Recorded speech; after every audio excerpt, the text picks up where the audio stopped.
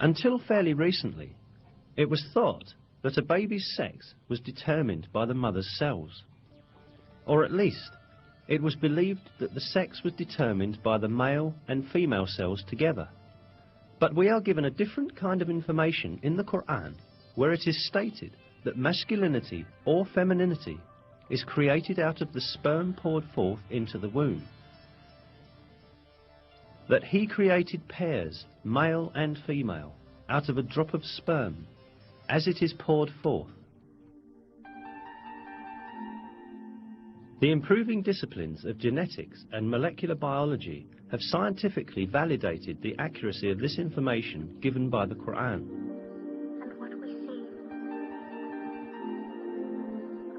It is now understood that sex is determined by sperm cells coming from the male, and that the female has no role in this process. Chromosomes are the main elements in determining sex. 2 of the 46 chromosomes that determine the structure of a human being are identified as the sex chromosomes. These 2 chromosomes are called XY in males and XX in females because the shapes of the chromosomes resemble these letters. The Y chromosome carries the genes that code for masculinity, while the X chromosome carries the genes that code for femininity. Formation of a new human being begins with the cross combination of one of these chromosomes, which exist in males and females in pairs. In females, both components of the sex cell, which divides into 2 during ovulation, carry X chromosomes. The sex cell of a male, on the other hand, produces 2 different kinds of sperm, one that contains X chromosomes and the other Y chromosomes. If an X chromosome from the female unites with a sperm that contains an X chromosome, then the baby is female.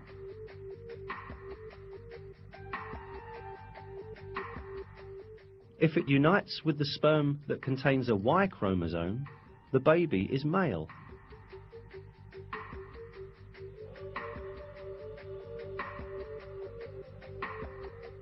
In other words, a baby's sex is determined by which chromosome from the male unites with the female's ovum.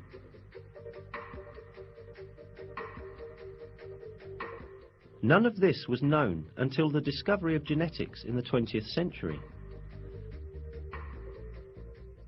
Indeed, in many cultures, it was believed that a baby's sex was determined by the female's body. That was why women were blamed when they gave birth to girls. However, 13 centuries before human genes were discovered, the Quran revealed information that denies this superstition and referred to the origin of sex being not with women, but with the semen coming from men. If we keep on examining the facts announced to us in the Quran about the formation of people, we again encounter some very important scientific miracles. When the sperm of the male unites with the ovum of the female, the essence of the baby to be born is formed.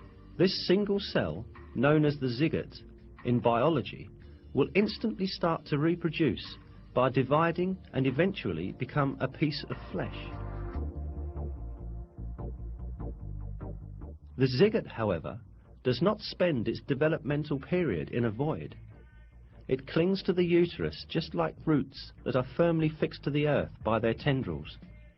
Through this bond, the zygote can obtain the substances essential to its development from the mother's body.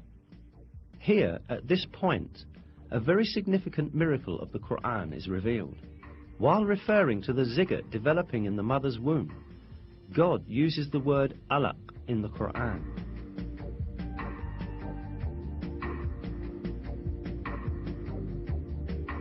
Recite, "In the name of your Lord, who created man from alaq." Recite, "And your Lord is the most generous."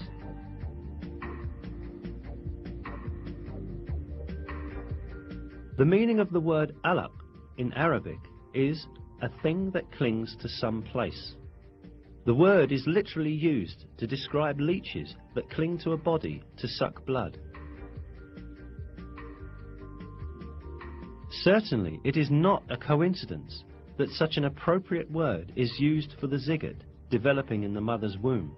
This proves once again that the Quran is a revelation from God, the Lord of all the worlds.